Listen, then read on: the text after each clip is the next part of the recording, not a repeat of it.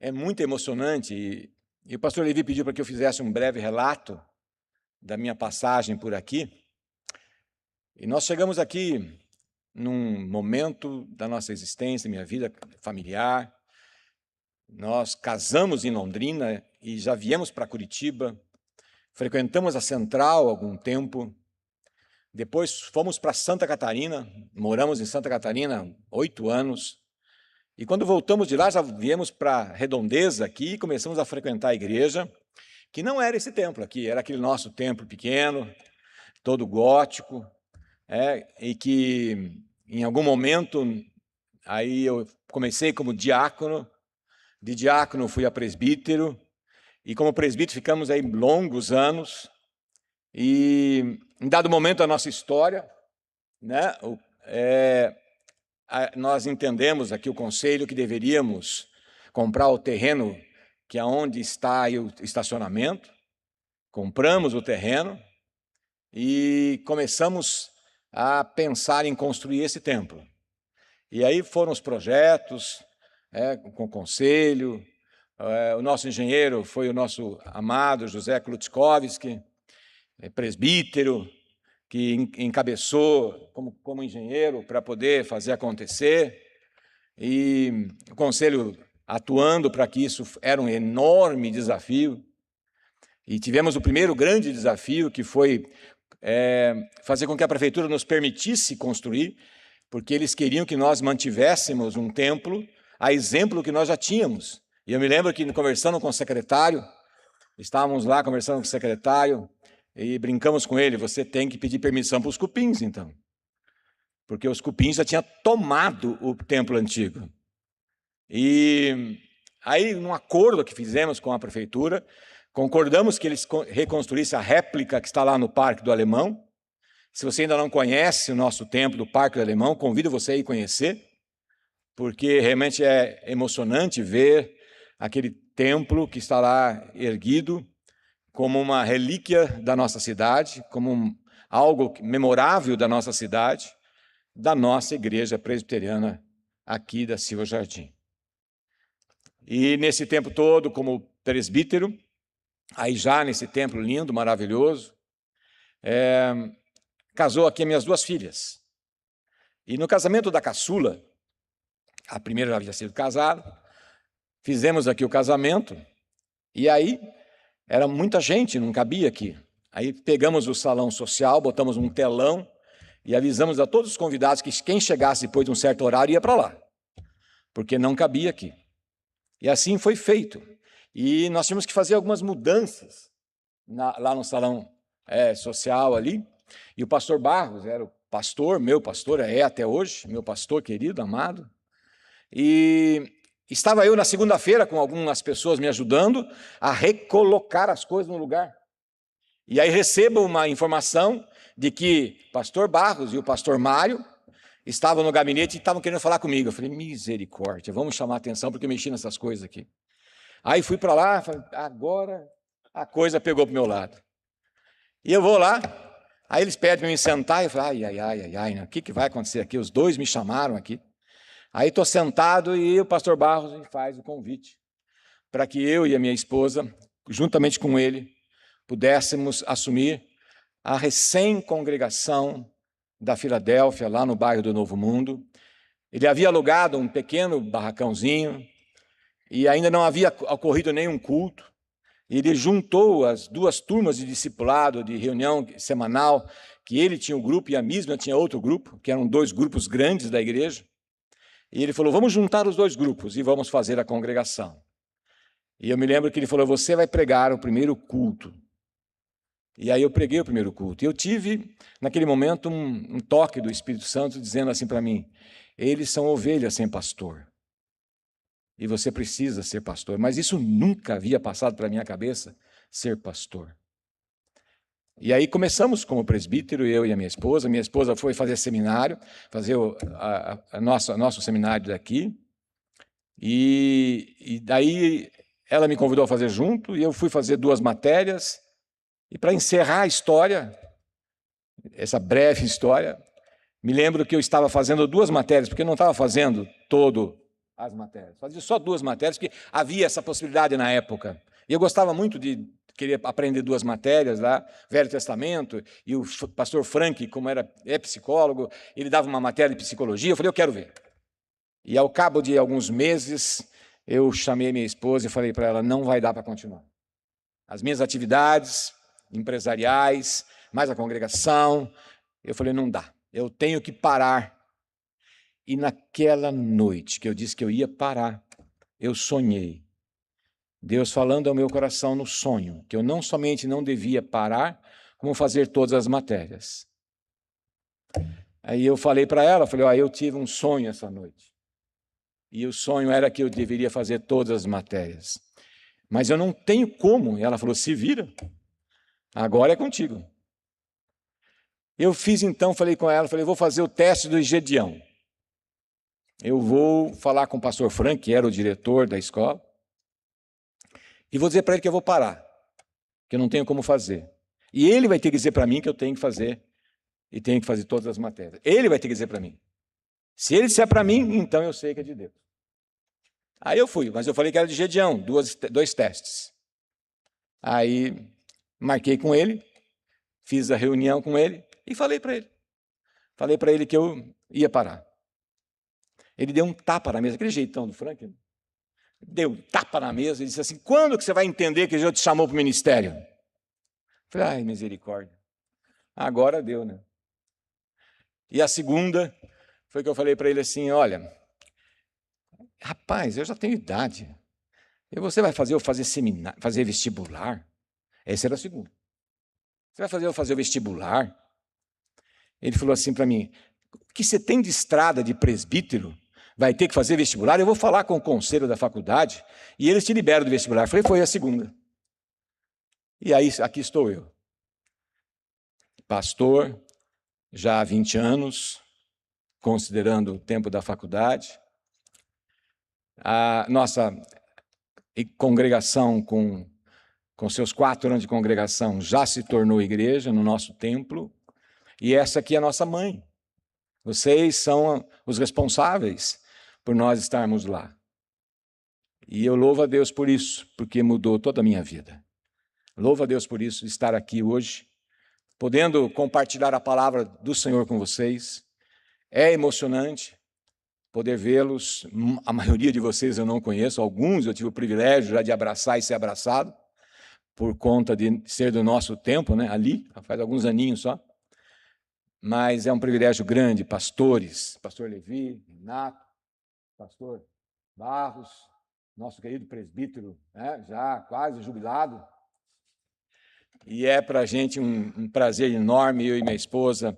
Estou aqui com um casal da nossa igreja que veio aqui junto com a gente, Paulo e Claudinete, fiquem em pé, são queridos irmãos da nossa igreja. É uma alegria ter vocês aí comigo, me dando esse apoio de estar aqui na nossa igreja, que não é fácil. Pode sentar, queridos. Uma alegria imensa ter vocês aqui conosco também. Muito bem, vamos então à palavra do Senhor. Eu vou pedir a vocês que vamos ler uma passagem, a carta do apóstolo Paulo aos Efésios. Quero convidá-los a abrir a vossa Bíblia no capítulo 1.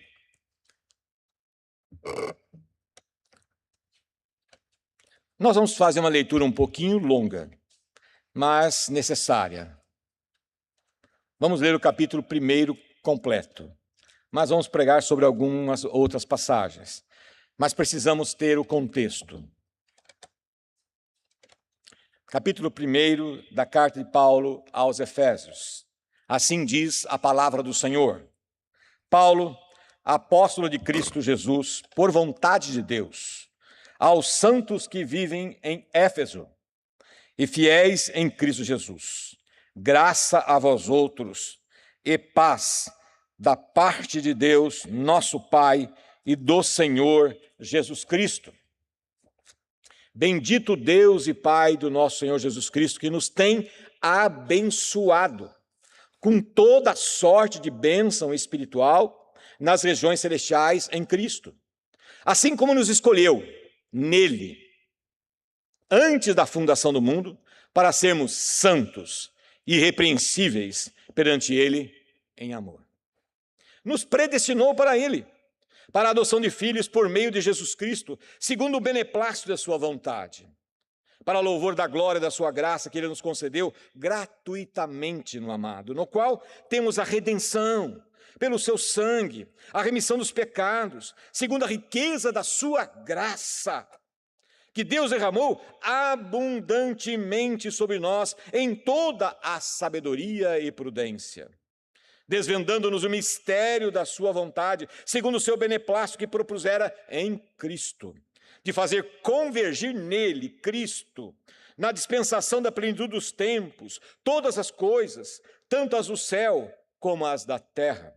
Nele digo, no qual fomos também feito herança, predestinados, segundo o propósito daquele que faz todas as coisas conforme o conselho da sua vontade, a fim de sermos, para louvor da sua glória, nós o que de antemão esperamos em Cristo, em quem também vós, depois que ouviste a palavra da verdade, o evangelho da vossa salvação, tendo nele também crido, fostes selados com o Santo Espírito da promessa, o qual é o penhor da nossa herança, até ao resgate da sua propriedade, em louvor da sua glória.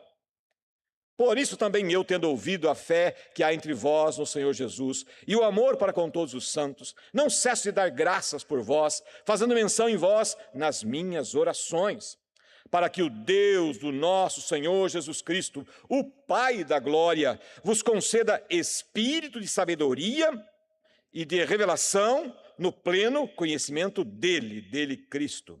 Iluminai os olhos do vosso coração, para saberdes qual é a esperança do seu chamamento, qual a riqueza da glória da sua herança nos santos, e qual a suprema grandeza do seu poder para os que cremos, segundo a eficácia da força do seu poder, o qual exerceu ele em Cristo, ressuscitando dentre os mortos e fazendo sentar à sua direita nos lugares celestiais, acima de todo principado e potestade e poder e domínio, e de todo nome que se possa referir, não só no presente século, mas também no vindouro. E pôs todas as coisas debaixo dos pés, e para ser o cabeça sobre todas as coisas, o deu à igreja, a qual é o seu corpo, a plenitude daquele que a tudo enche em todas as coisas. Aleluias. Amém. Vamos orar. Amado Pai, nosso Deus querido, mais uma vez estamos na sua presença, Senhor. Sabemos que o Senhor está aqui conosco, pois a tua palavra assim nos dá absoluta e total garantia. E porque o Senhor está aqui, nós te louvamos, nós te adoramos, nós te bendizemos, nós nos prostramos em espírito e em verdade, para poder glorificá-lo, exaltá-lo, louvá-lo, porque o Senhor é digno de todo louvor, amado Pai Celestial. Senhor Jesus Cristo, nosso maravilhoso Redentor, e Espírito Santo de Deus, aleluias, que o Senhor se digne, papai, nos dar esta palavra para o nosso coração, para a nossa vida, para que possamos prosseguir honrando o Senhor, louvando o Senhor e servindo ao Senhor. Portanto, meu Deus Todo-Poderoso, toma-nos em tuas mãos, todos nós, sem exceção, para que possamos absorver, reter e viver essa palavra, como bem oramos hoje aqui, para obedecê-la na nossa vida, conforme ao teu querer, conforme à tua soberania, em nome de Jesus. Amém. Mas, irmãos, 100 anos é algo que nenhum de nós sabemos ainda contar. Com quanto vida? 100 anos.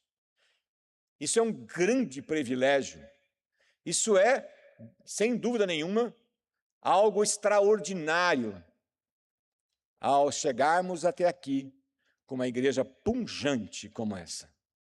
Uma igreja que o Senhor Todo-Poderoso tem usado para que o nome dele seja glorificado, para que ele seja exaltado e para que vidas recebam Jesus como Senhor e Salvador, para que nós outros crentes cresçamos na graça e no conhecimento do Senhor, do qual nós somos testemunhas. E é por isso que é uma alegria imensa estar aqui hoje, a convite do pastor e do conselho, podendo conviver com esta honra, com esta alegria, com essa satisfação de pertencermos a um corpo de Cristo, aonde o nosso Senhor está atuando para curar, para levar na regeneração, para santificar, para fazer prosseguir na graça e no conhecimento do Senhor. E quando meditava eu sobre essa questão, esse texto me veio à mente. Esse texto eu já também compartilhei por causa de vocês, mas compartilhei da nossa igreja. E ele é composto de duas partes. A carta de Paulo a Efésios é uma das mais extraordinárias cartas da nossa Bíblia, porque ela tem toda uma condução de exortação e de conselho, de orientação para a igreja. E agora, eu gostaria que nós fizéssemos um exercício. Vou pedir licença para que nós façamos um exercício. Isto é uma carta. E a palavra de Deus é viva e eficaz. Ora, se ela é viva e eficaz, ela é para hoje, aqui e agora. Ela não é meramente um relato histórico importante de uma época da igreja, mas ela é a palavra de Deus que fala ao meu coração e ao seu coração.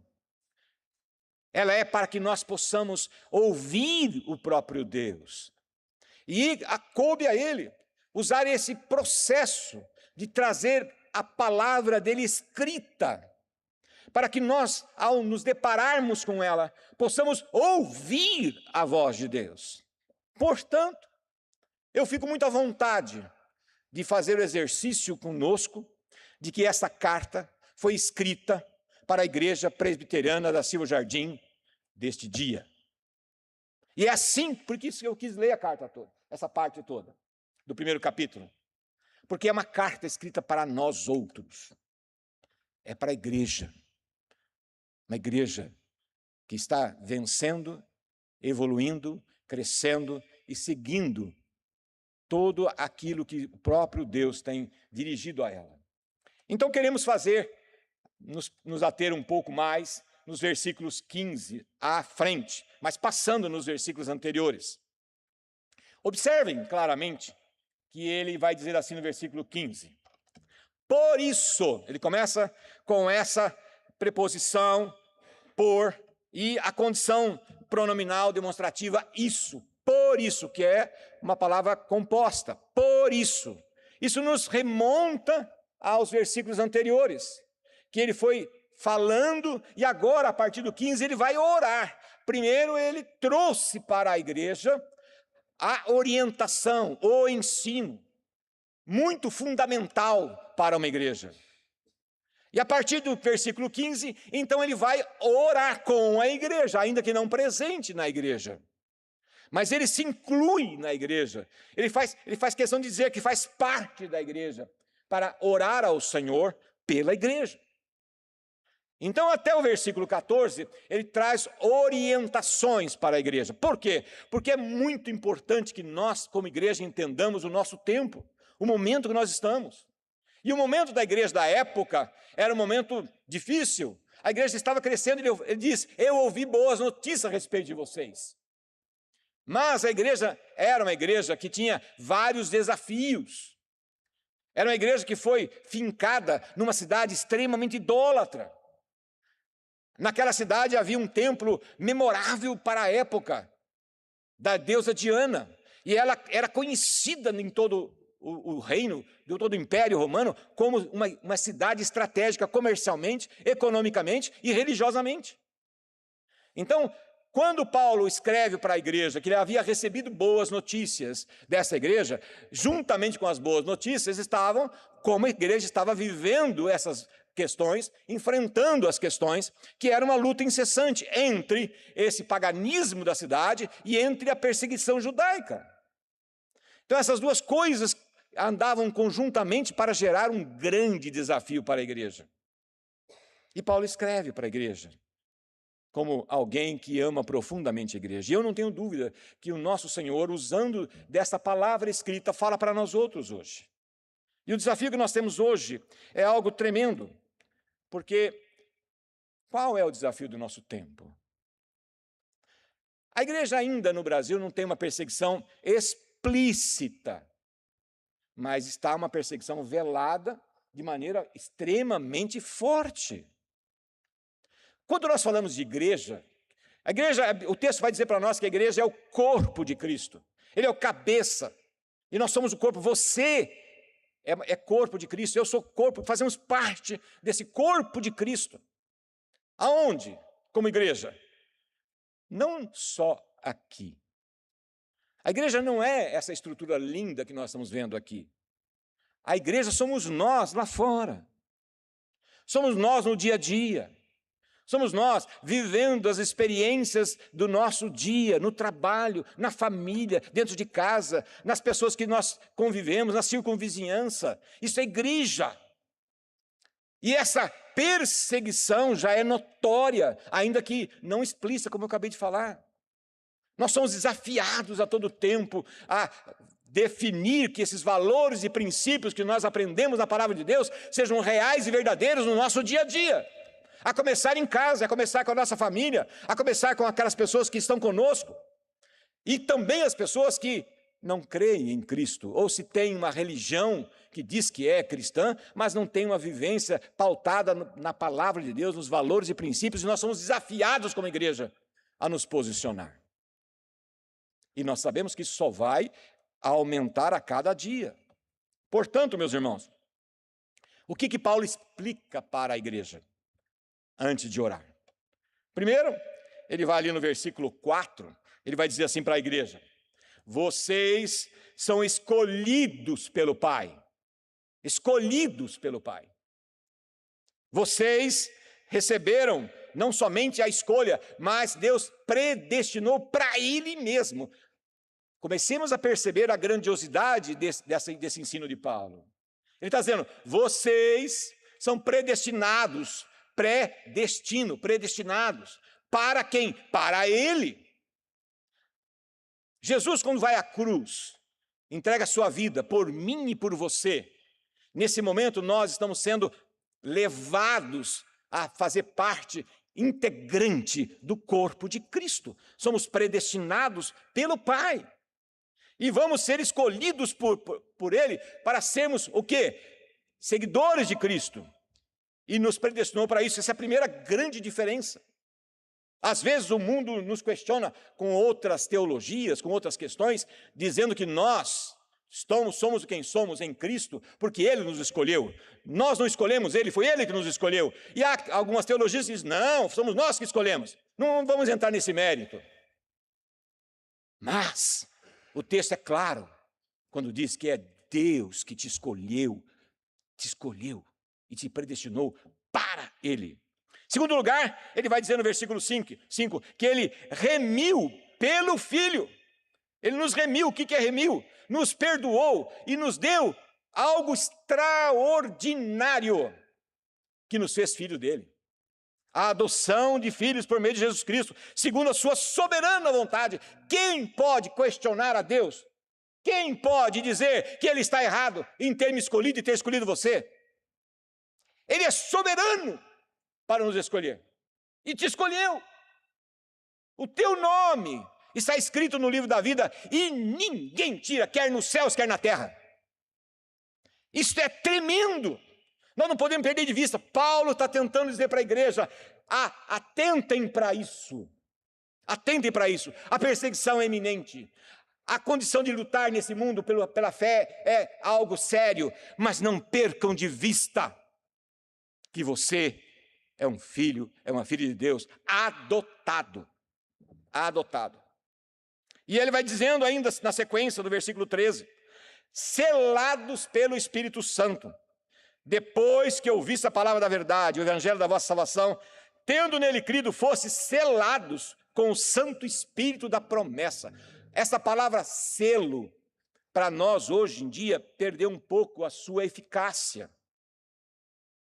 Mas na época de Jesus, é preciso compreender e entender a importância disso, porque selo para eles, na época, era uma cera quente, e que alguém com autoridade pegava aquele símbolo dele e cravava naquele documento e que ninguém, a não ser o destinatário, tinha poder para romper. E ai de quem rompesse, porque era crime absoluto.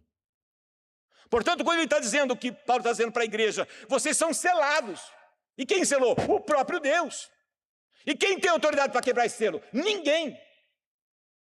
Então a coisa vai crescendo em importância, vai evoluindo em êxtase do que Paulo está dizendo para a igreja, para mim, para você, para nós como igreja. Não importa o tamanho da luta, não importa o tamanho do desafio, nós somos do Senhor. É isso que Paulo está dizendo para a igreja. E se não bastasse isso, ele vai dizendo, vocês foram, no versículo 14, feitos da herança. Espera aí. Ele está dizendo que ele me faz filho, te faz filha, e nos transforma em filhos, e nós temos uma herança. Que herança é essa? Que herança é essa que Paulo está querendo dizer? Ele vai dizendo aqui, ele diz isso com toda a clareza, quando ele diz que o poder de Deus ressuscitou Jesus Cristo no terceiro dia. E qual é essa herança? Meu irmão e minha irmã, quando Jesus Cristo foi para a cruz, liberalmente, ninguém o prendeu na cruz, ninguém o pregou na cruz. Ele se doou para aquela cruz, por mim e por você, e pela igreja. E quando ele vai para a sepultura, ao terceiro dia, ele ressuscita. A Bíblia diz que Jesus é unigênito. E o que é unigênito? Único. Eu fui filho único durante 16 anos. Até que, quando eu estava para completar 17 anos, nasceu a Sandrinha. Aí eu passei a ser o quê? Primogênito. Até os 16 eu era unigênito. A partir dos 17 eu passei a ser primogênito. Na nossa condição natural de vida não existe a possibilidade de um ser humano ser unigênito e primogênito. Existe? Não. Ou é um ou é outro. Mas Cristo, ele é o unigênito do Pai e o primogênito. É o único ser nessa face da terra que é unigênito e primogênito. Mas por que ele é primogênito? Ora, ele nasceu, ele cresceu, ele morreu, ele foi sepultado, ele foi ressuscitado por Deus, e ele foi o primeiro a ressuscitar para nunca mais morrer. Ele ressuscitou Lázaro, mas Lázaro voltou a morrer. Ele ressuscitou uma criança, por amor àquela mãe, ele ressuscitou aquela criança, mas aquela criança voltou a morrer. Mas ele não está morto. A tumba dele está vazia até hoje. E nós cremos nisso, e o que nos sustenta a nossa fé é a convicção, é a certeza de que ele vive, amém? Ele vive, meu irmão, minha irmã. Mas ele é o primogênito. E se ele é o primogênito, existe o segundo, o terceiro, o quarto, o quinto, o sexto, o milésimo, o centésimo, milésimo, que somos todos nós. Todos nós que nascemos de novo em Cristo Jesus, nunca mais morreremos. A nossa carne vai se decompor, mas nós temos a vida eterna. Nós já somos cidadãos do céu. Quando Cristo foi orar pelos seus discípulos, ele orou intercessoriamente dizendo, Pai, cuida deles, porque eles estão no mundo, mas não são do mundo, porque já são eternos. Nós somos eternos em Cristo Jesus. Essa é a herança. O que vale mais do que uma vida eterna nesse mundo? O que vale mais? O que é mais importante na tua vida do que a vida eterna? Paulo, ele, quando passava pelos sofrimentos, ele disse, olha gente, eu sofri muito, eu tenho as marcas no corpo do meu sofrimento. Ele passou por naufrágio, ele foi chicoteado, ele foi preso, ele foi amordaçado, ele sofreu demais pelo Evangelho. Mas quando ele escreve essa carta, ele está numa masmorra. E a gente, quando pensa numa prisão, a gente pensa pelo critério da nossa cultura. Naquela época, era geralmente era buraco na montanha, completamente insalubre, trancado ali sem a menor condição de ter uma qualidade de existência. E ele escreve essa carta, extremamente animadora, e preso. Mas por que ele tinha essa convicção, prestes a ser levado, a ser decapitado?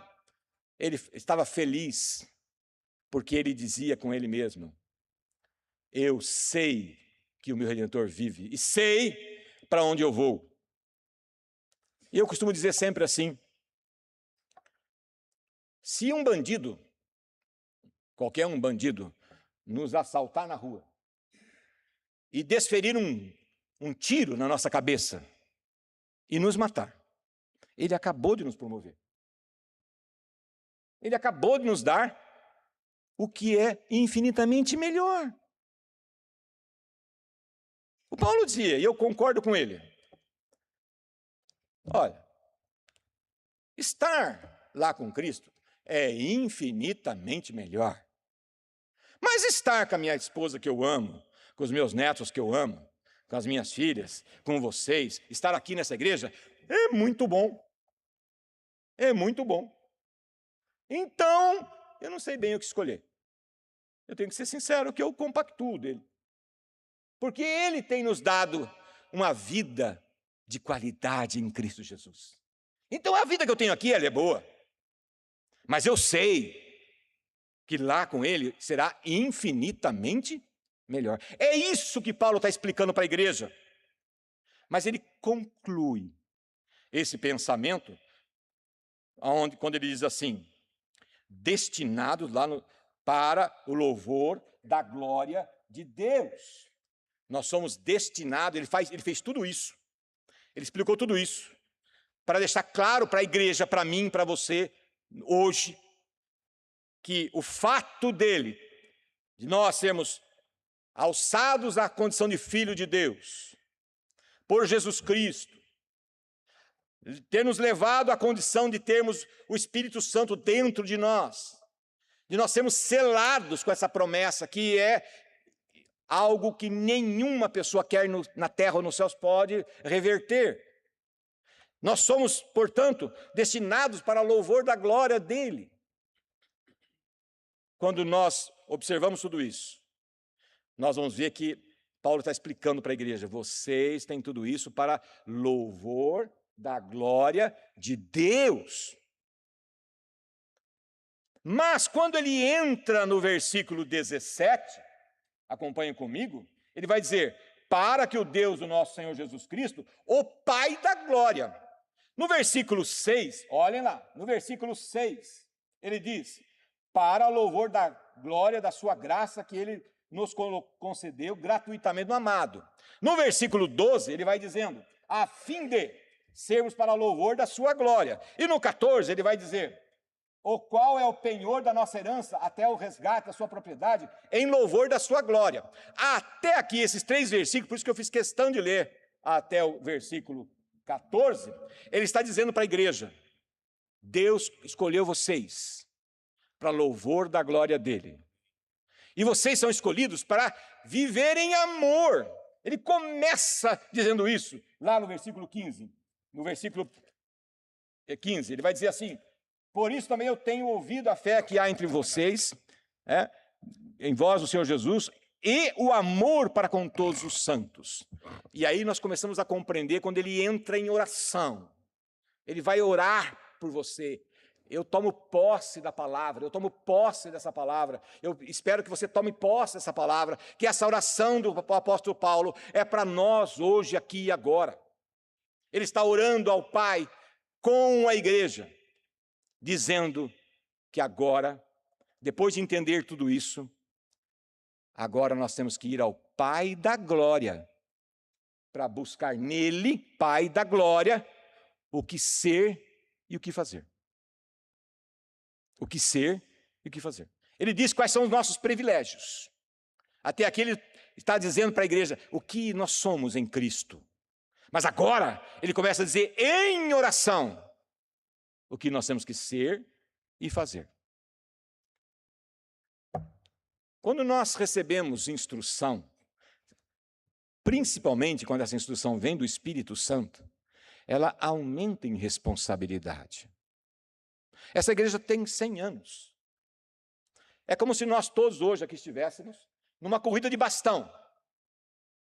Todos nós, uma corrida de bastão. E aí nós recebemos das gerações anteriores os bastões. Recebemos bastões.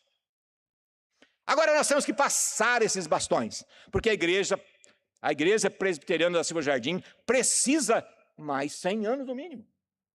Mas ela só vai chegar lá se nós passarmos o que nós recebemos. Nós estamos hoje aqui recebendo a bênção de Deus, mas a igreja do Senhor Jesus Cristo precisa continuar até a sua volta. E é isso que Paulo ora. E ele vai olhar e dizendo assim, beleza, eu quero dizer para vocês que eu tenho ouvido de vocês. Eu tenho ouvido de vocês. O que ele estava ouvindo? Que a igreja até então estava permanecendo na fé. E eu sou testemunha que vocês estão permanecendo na fé. Glória a Deus. Segundo, ele vai dizendo, nós não temos que ter fé na fé, mas no Senhor Jesus com a sua obra redentora. Nós como igreja só podemos levar essa palavra a alguém se nós crermos que ela é viva e eficaz.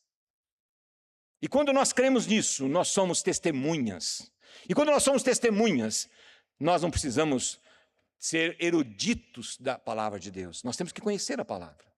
Mas não precisa ser erudito da palavra para você ministrar a um conhecido, a um amigo, a um companheiro de trabalho.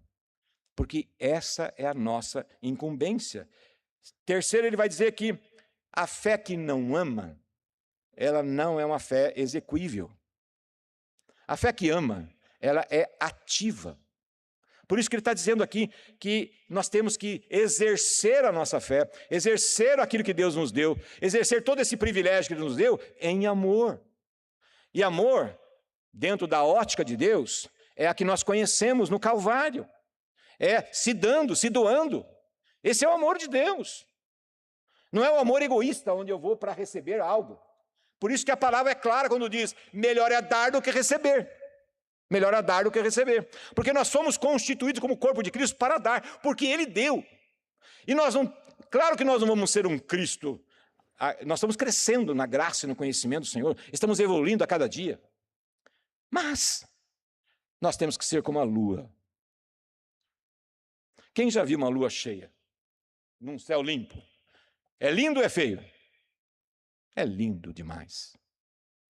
É lindo demais. Mas ela não tem luz. Ela reflete a luz. E nós temos que ser alguém que vai refletir a luz de Cristo no nosso dia a dia. Nós temos que ser alguém que olhe para mim, para você e diz, ali vai um cristão, ali vai um filho de Deus, ali vai uma filha de Deus. Eu quero esse Deus que está na vida dela. Eu quero esse Deus. Quero contar uma história para vocês. Eu estava sentado ali naquele banco, e era aqui presbítero, estava eu e minha esposa, no culto de manhã, ali, num desses bancos aqui. E de repente, veio no meu coração, vá visitar a sua avó em Londrina. Minha avó, uma senhora já de mais de 80 anos, bem católica. E deu no meu coração aqui, vá visitar a tua avó agora. E eu estava ali, sentado, agora. Aí eu falei para a mesma, Deus está mandando eu ir para Londrina agora, falar com a avó. Fazer o quê? Não sei. Eu acho que para mim, estou sentindo que é falar de Cristo para ela. Eu acho que Deus vai levar ela, porque você está me mandando eu ir lá. E vá de ônibus. Eu não gosto de andar de ônibus. E vá de ônibus. Eu falei, eu tenho que ir de ônibus. Mas você não gosta de ônibus? Ela falou, mas eu tenho que ir de ônibus. E tem que ser agora. Aí saímos daqui. E falei, me leva para a rodoviária.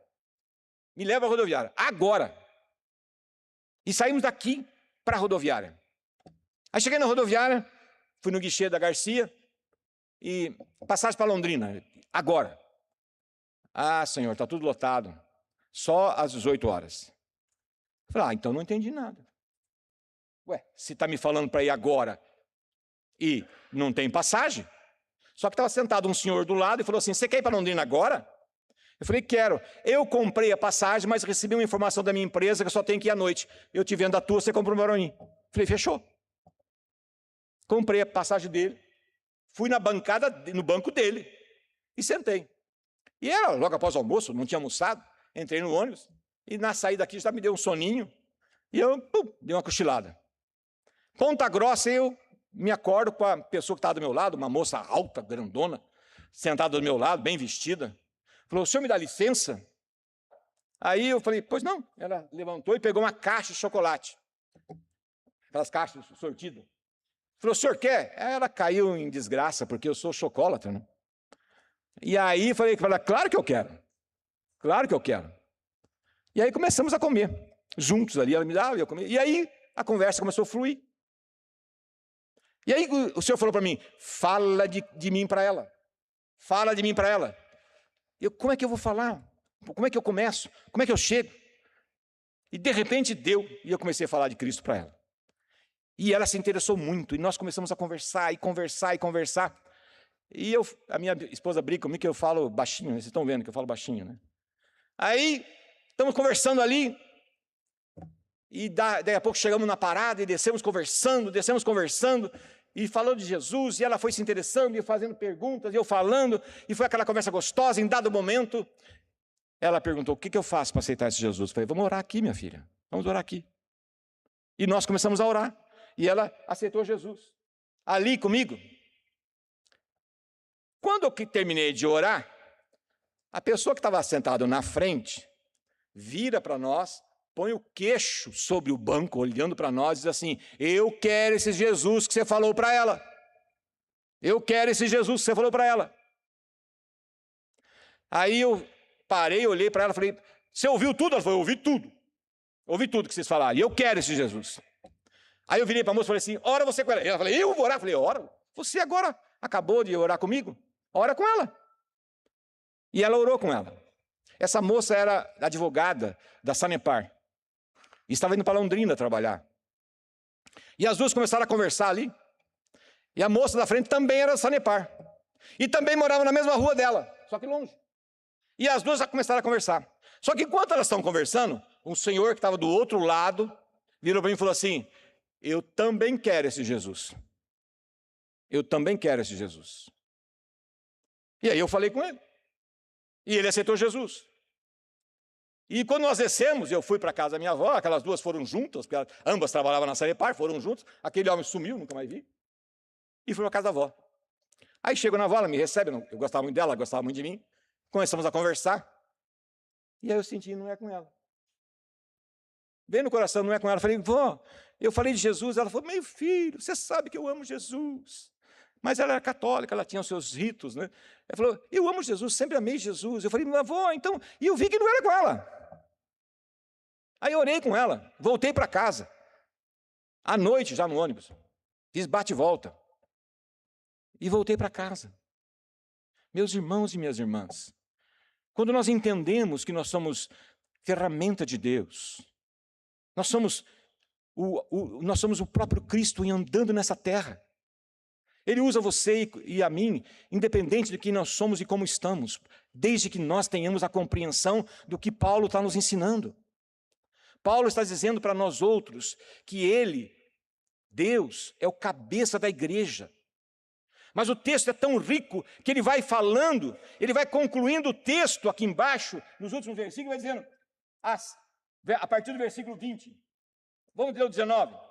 E qual a suprema grandeza do seu poder para com os que cremos, segundo a eficácia, olha, a eficácia da força do seu poder, não é nosso poder, não é nós que temos que convencer ninguém, não é nós que temos que forçar a barra com quem quer que seja, o poder é de Deus, o qual exerceu em Cristo, ressuscitando entre os mortos e fazendo assentar à sua direita nos lugares celestiais, acima, presta atenção, acima de todo principado e potestade, e poder e domínio, e de todo nome que se possa referir, não só no presente século, mas também no vindouro. Qual é esse vindouro? Hoje, aqui e agora.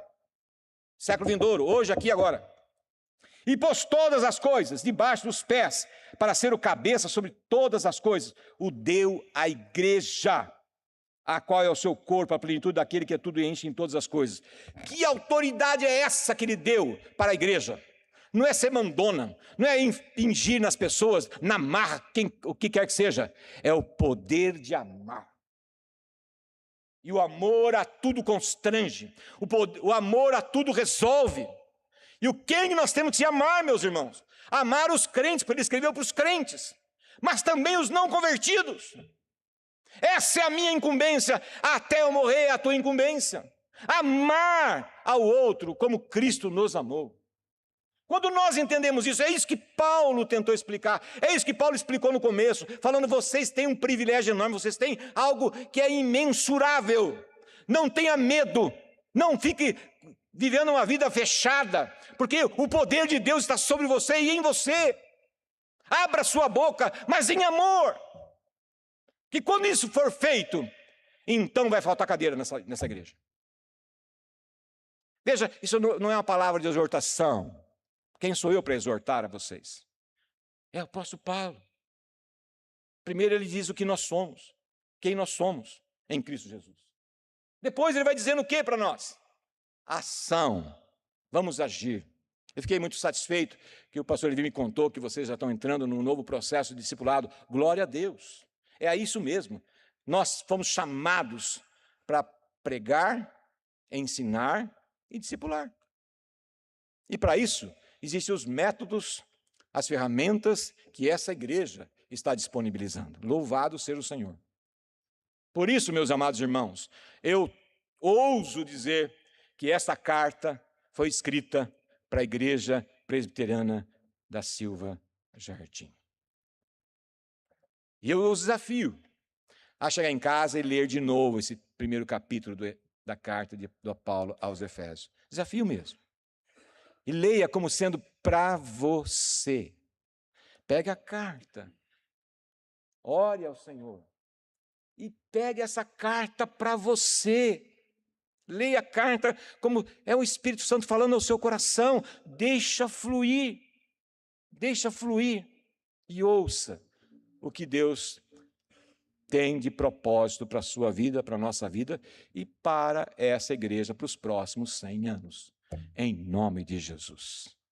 Que o Senhor possa nos preparar para isso, pois para isso fomos criados, para isso fomos escolhidos, para isso fomos predestinados para a glória dele e para que possamos ser mãos e pés e boca do Senhor Jesus. Que assim seja, para a honra e glória dele e para todos os séculos vindouros. Amém. Vamos ficar em pé? Posso orar? Você vai ter que fazer oração, eu só concluir aqui. Tá. Nós vamos fazer a oração final, o reverendo Anísio estará fazendo a oração. Queremos agradecer a presença de todos, alegria ouvir o reverendo Anísio, alegria ver a mesma conosco. Deus os abençoe a todos, uma boa semana a todos nós. Eu quero convidar você a dar as mãos às pessoas que estão aí ao seu lado, fechando essas duas colunas. Vamos orar. O reverendo Anísio fará a oração final, depois oraremos juntos a oração do Pai Nosso, e o reverendo Renato nos trará a bênção pastoral. Oremos.